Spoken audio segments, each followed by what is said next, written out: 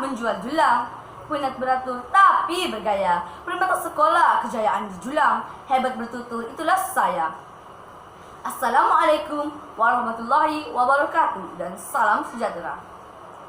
Saya Abdul Majid bin Jamil, tokoh nilam bahasa Melayu kategori sekolah rendah SK Kampung Simunul. Dalam video ini, saya akan mengulas 5 buah buku pilihan saya. Buku pertama, buku yang paling saya gemari bertajuk Misteri Angkasa. Penulisnya Lim Yong Jae dan diterbit oleh Anjung Taipan Sendirian Berhan. Sebelum saya mengulas dengan lebih lanjut, izinkan saya untuk berkongsi secara ringkas perasaan saya semasa membaca buku ini. Sepanjang saya membaca, saya berasa amat gembira dan tidak merasa bosan. Mengapa saya berkata demikian? Hal ini kerana meskipun buku ini mengenai ilmu pengetahuan yang luas tentang angkasa, ia disampaikan dalam bentuk dialog, sudah tentunya ia sesuatu yang sangat menarik. Kerana saya seolah-olah berada dalam penceritaan tersebut. Baiklah, seterusnya saya akan mengulas buku ini secara terperinci. Buku ini mengandungi pengetahuan tentang angkasa lepas. Angkasa merujuk kepada ruangan yang secara relatifnya kosong di dalam alam semesta.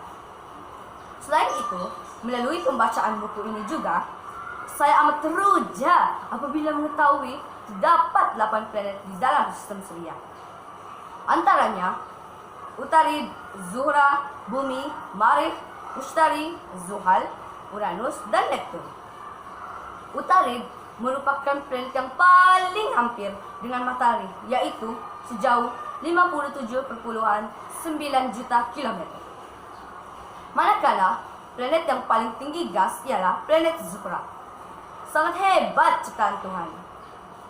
Bukan itu sahaja, dengan adanya stesen angkasa lepas antarabangsa yaitu ISS, kita mampu melihat uji kaji serta penyelidikan dalam angkasa lepas yang dilakukan oleh para angkasawan.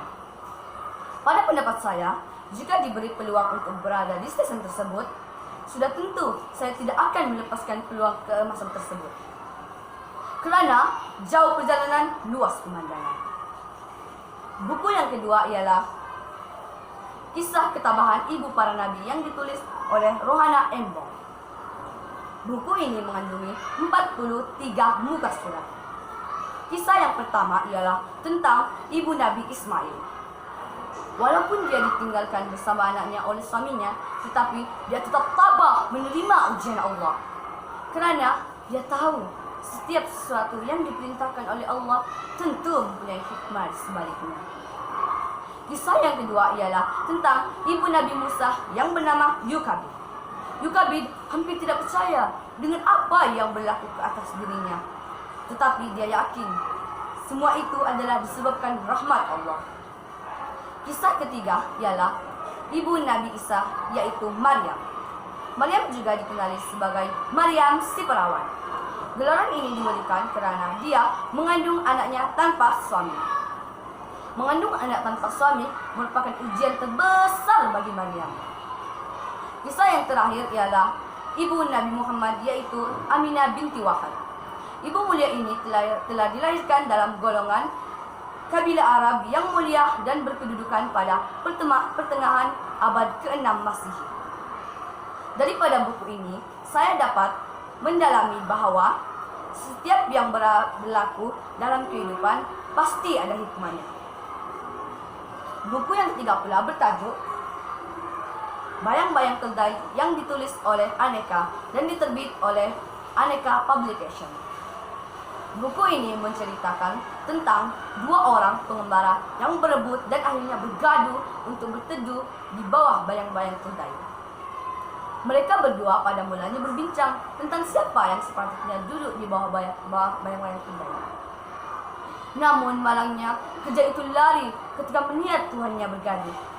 Pengajaran daripada cerita ini ialah pergaduhan tidak akan mendatangkan kebaikan kepada diri kita. Buku yang keempat ialah Baik Dibalas Baik yang ditulis oleh Aneka Publication. Buku ini mengandungi 16 muka surat. Berdasarkan pembacaan buku ini, mengisahkan tentang Ramu yang melalui sebuah kedai buah-buahan. Semasa melalui kedai tersebut, Ramu menghidup harum manisan buah-buah di situ. Lalu, tuan kedai pun marah dan meminta Ramu membayar harum buah yang dihidungnya tadi. Namun, Ramu tidak membayarnya kerana ia satu yang tidak masuk akal. Tambahan pula, Ramu langsung tidak makan buah tersebut. Moral daripada cerita ini ialah jangan sesekali mencuba untuk menjadi lebih pintar untuk perkara yang tidak baik. Buku yang terakhir pula bertajuk Musang yang Licik yang ditulis oleh Aneka Publication. Buku ini pula menceritakan tentang seekor musang yang tertelan dan akhirnya tersangkut di kerongkongannya. Dalam masa yang sama, terdapat seekor burung jenjang yang hinggap di pokok berhampiran. Burung jenjang ingin memati si musang, namun selepas dibantu, burung jenjang meminta ganjaran. Malangnya, musang tidak memberi ganjaran, malah menakutkan burung jenjang itu. Pengajaran yang saya perolehi daripada cerita ini ialah sikap tamak tidak akan memberi manfaat kepada diri sendiri. Sekian saja ulasan kelima-lima buah buku pilihan dari saya. Terima kasih saya ucapkan.